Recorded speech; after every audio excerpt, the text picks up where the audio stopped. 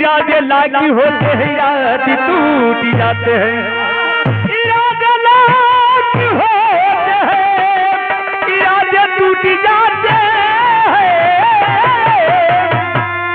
वही मंदिर में जाते हैं जिसे भगवान बुलाते हैं।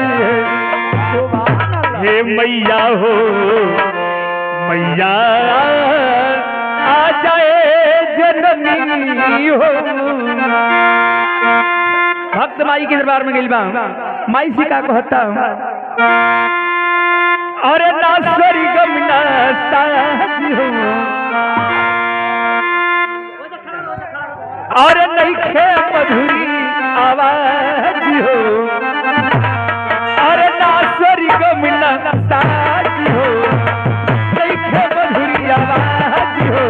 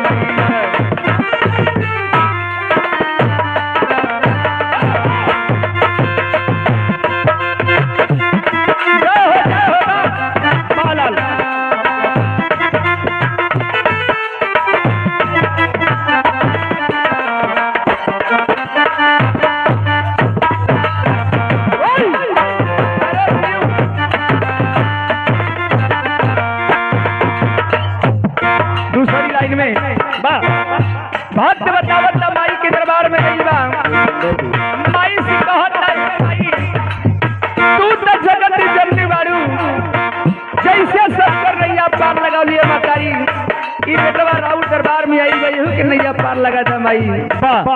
विश्वास का माई रोज गवालू अजू तू गवालू जानी तक रोज रोज माई हो जानी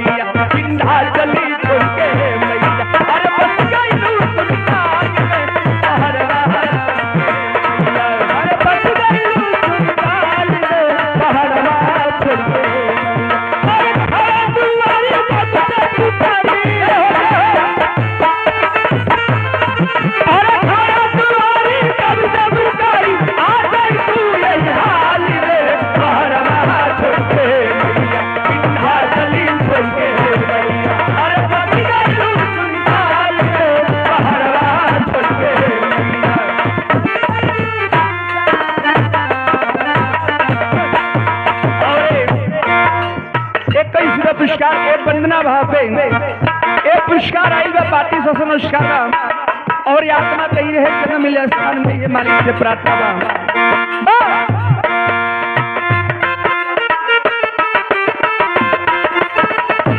आखिरी बंद में वंदना का मतलब कि रात भर वंदना गई बा वंदना वंदना हो सकेला। आखिरी बंद में भक्त गुरु घराने के मुख्य बतावता कैसे कैसे मालिक जागृति